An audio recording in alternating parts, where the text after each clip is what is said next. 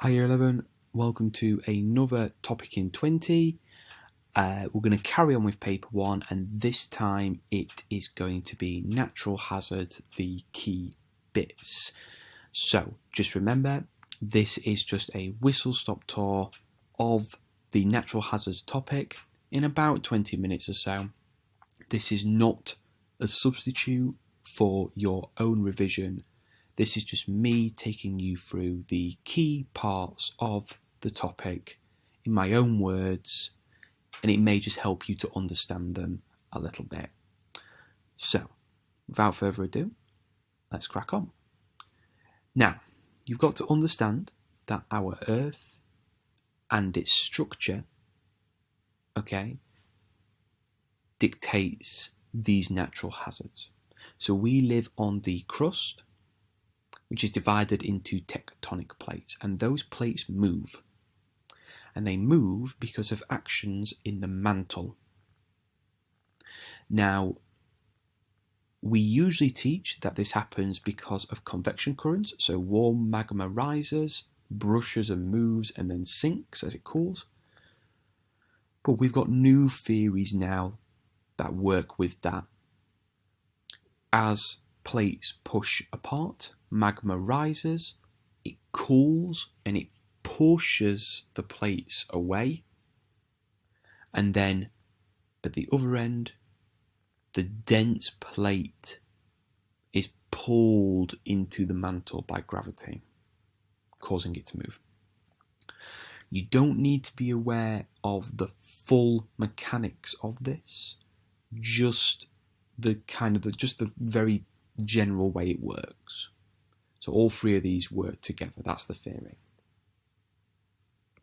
Now, at these boundaries where plates come together, we get three types of boundary. I'll just let you pause for a second if you need to, just have a read. Now, the most serious one is a destructive boundary, where the dense oceanic plate pushes underneath the continental land plate. Now, we can use slightly more technical language here. Instead of crust, say lithosphere. That's the technical word for it. And instead of mantle, say a sphenosphere. That's the technical word for it. As the lithosphere oceanic crust, or the oceanic lithosphere, subducts, you get a trench forming, that deep area of land, and you'll get fold mountains on the continental lithosphere where the rock is being pushed up. Now, as the crust, the oceanic crust is melting, or the oceanic lithosphere, as it's melting, it turns into magma.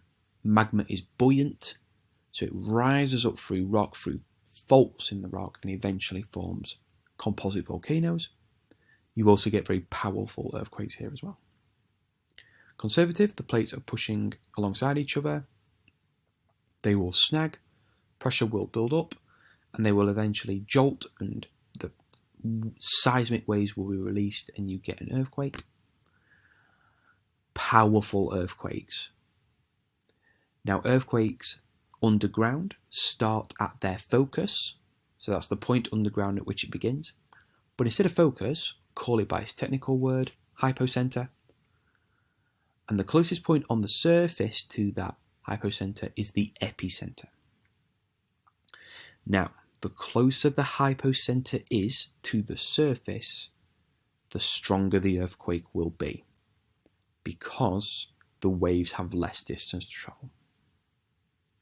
And finally, the third one, constructive. The plates are pulling apart, so magma rises up through that gap. It cools and forms new land. The plate then pulls apart, the plates then pull apart again, and you eventually get this stepped ridge that forms. Now, as that magma continues to rise up out of the fault line, you will then get the formation of shield volcanoes. Not as erupt, not as explosive, but just as dangerous as composite volcanoes. There is a fourth boundary, collision, where the two plates come together and push each other up. We don't teach that, but it's useful to know about it. Now, if I play this video, what you'll be able to see here is that subduction zone at work. As you can see there, and the fold mountains and the volcanoes pushing themselves up on the continental lithosphere. So you can physically see here subduction, and then the continental lithosphere bunching up and folding. That subduction is pushing into the asthenosphere here. So hopefully that helps a little bit. Now, another thing you've got to be aware of is that these earthquakes and volcanoes, they happen at plate margins, boundaries, or fault lines. All the same words. So just be aware of that. Plate margins, plate boundaries, fault lines, they're all the same things. So as you can see here on this map, earthquakes and volcanoes happen on these plate margins here. Okay, they marry up, as you see here. I know it doesn't quite, the perspective doesn't quite fit, but if you have a look around here, look. Okay, if we look around the Indian Ocean, we can see a large amount of earthquakes, and it matches up that area there. So, yes, they happen along plate margins, but just bear in mind, they don't happen at every plate margin. So, for example, we can see here a conservative plate margin. In that section, there are no volcanoes, just earthquakes. And if you look very closely there, there is a destructive boundary there, subduction, and there you can see volcanoes there. Okay. Here you can see a constructive boundary, plates are pulling apart. And here you can see Iceland and shield volcanoes here. You might notice these. These volcanoes are not at a plate margin. These are hotspot volcanoes, where a weakness in the plate is allowing magma to rise up and create shield volcanoes. These areas are known as hotspots, where the rock is just a little weaker and the magma can push through. So this is Hawaii. Hawaii is a series of volcanic islands. Okay, let's move on. Now, something you've got to be aware of in this topic is primary and secondary impacts. Just have a little look. Now, a primary impact is something that happens immediately after the disaster. So in the hours, days, maybe a week or so afterwards. So people dying, people being injured, buildings being destroyed, homelessness. The secondary happens as a result of the primary. So for example, disease, civil unrest, service stress. Okay, so what does that look like? Well, people are homeless, primary. This could lead to civil unrest as they are upset and they need to be cared for, secondary. Primary, sewage pipes and freshwater pipes are destroyed. Secondary, there is a spread of waterborne disease such as cholera. So you want to try and link these together. Now, what you will often be asked, or what you will most likely be asked with these, is what do you think is more serious, primary or secondary? So you have to be prepared to argue which ones you think are more important, which ones you think are more serious. That is your opinion. You have to decide, according to the question, whether you think primary or secondary are more serious. Now, for Nepal, your LIC earthquake, here are the main impacts. So, people dying, primary. Tourism damaged, secondary. 1 million people made homeless, primary. The avalanche that swept through Mount Everest, destroying base camp, secondary. Food shortage and income loss, secondary. Injuries, primary. Temporary shelters, secondary, because they were made homeless. That's the primary. and rice seed was destroyed, primary. Now remember, it is not expected that you remember all of these, but if you can remember generally what happened with a few specifics, that's what you want. Now with Nepal, you may well have to compare it to Italy and the earthquake they had in L'Aquila. Again, less people killed, primary. Damaged hospitals, primary. Medieval buildings damaged and modern buildings damaged, primary. Landslides and a mud flow caused by a burst water main, secondary. Prices went up, secondary. Displacement of city inhabitants, I would probably say primary there. So people were forced to move. Surrounding villages were damaged, primary. 65,000 people made homeless, primary. Now look, I know a few of you might be looking at this one maybe and going, oh, I think that's secondary. If you can justify it, that's fine. If you can justify it, that's fine. But there are some of them that quite clearly are primary or secondary. So for example, this one is secondary. That is the answer. Okay. Now, you also need to be aware of responses. So not just what happened during the earthquake, but what happened afterwards. Now, an immediate response is a response that is quick and it is there to alleviate immediate suffering. So giving people tents, giving them medical care, rescuing them, giving them food and water. It is immediate, it is straight away or near straight away. Long term is something that you do over time. It could be months, it could be years, and it is to develop the area or the country and make it stronger against future disasters. Because it is likely they will face that disaster again. So Italy and Nepal are what we call tectonically active. They are on fault lines. So they will always have to deal with earthquakes.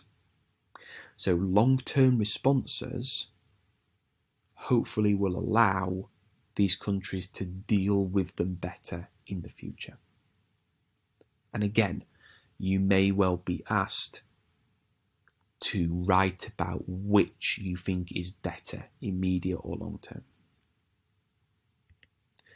So for L'Aquila, you can, for Nepal, pardon me, you can see helicopters were rescuing people, immediate. Base camp was eventually repaired, long term. Sherpas were used to hike relief to rural areas. It's so mountainous, people couldn't get there by car, not enough helicopters. That there was immediate. They made sure future buildings were better built, long term. Tents were set up, immediate.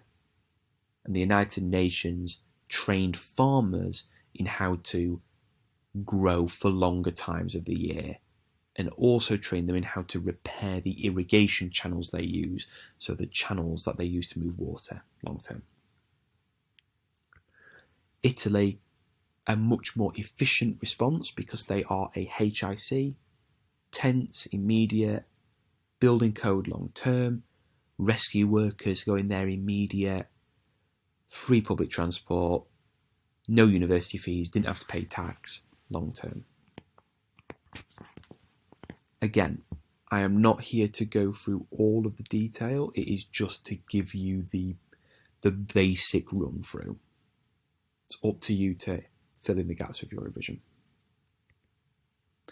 Now, even though these areas are very dangerous to live in, people do live in them. Lots of people live in areas of high hazard risk. Lots of people have got a high probability of being affected by an earthquake or a volcano.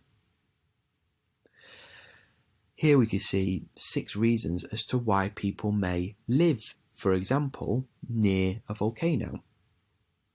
Mining for minerals like copper and diamond and gold or sulfur mean that people have got jobs there, so they stay.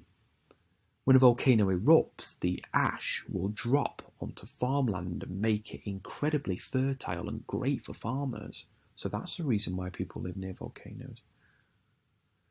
Volcanoes are hot.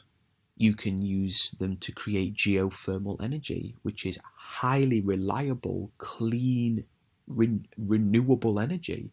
Iceland gets most of its energy from geothermal from its volcanoes. Volcanoes are interesting. People go and visit them. This provides jobs for tour guides and restaurants and hotels, taxi drivers. And then for the last two, this very much is the case also for earthquake areas. People may just feel safe. They maybe have never experienced a volcanic eruption or an earthquake, so they're not really worried. They might be apathetic, which means they just don't really care. They're not really bothered. All their friends, family and life are there. They may have lived there all their life, so they have got no intention of leaving. They're linked to the area. They don't want to go. Their life is there. Now, you've got to be very, very careful here not to say because it is cheaper. Areas around volcanoes, for example, or near earthquake zones are not always cheaper. If anything, if you've got lots of jobs in mineral mining, fertile soil and tourism, it might actually be more expensive.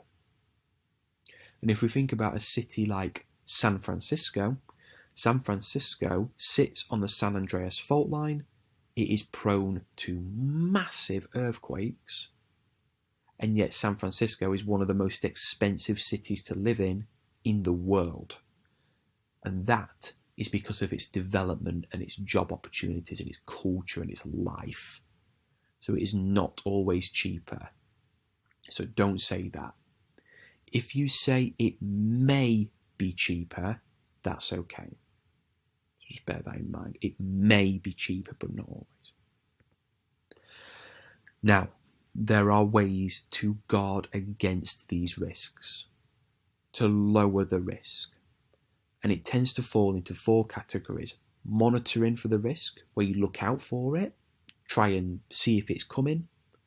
Prediction, where you look out for it, but you look at history and you try and figure out when these earthquakes have been happening or these volcanic eruptions have been happening.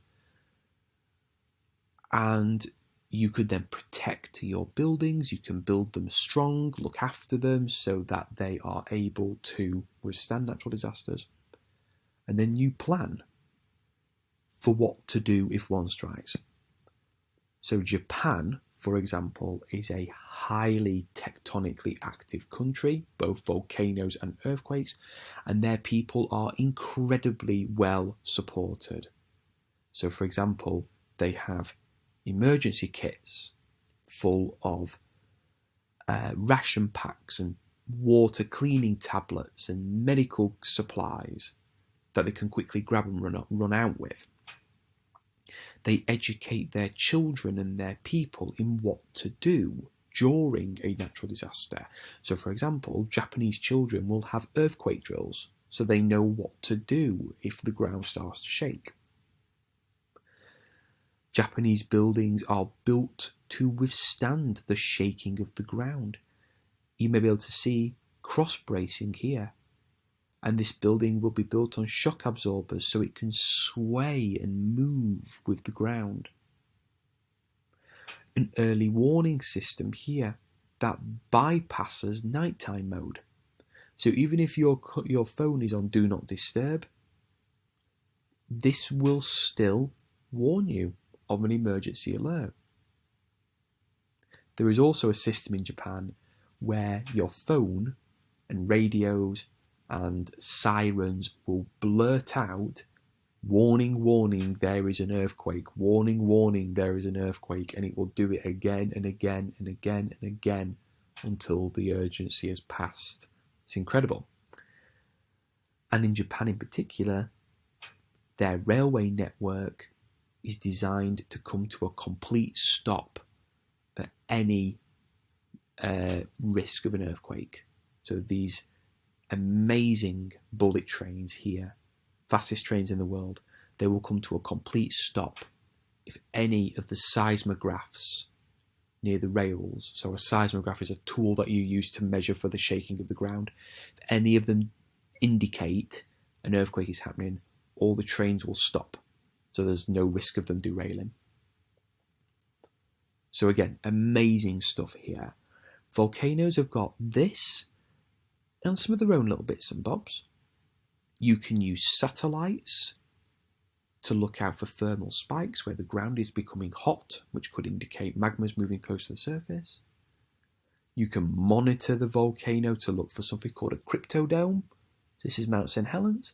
A cryptodome is a large mound of magma that pops up like a spot, which could indicate a volcanic eruption is due to happen.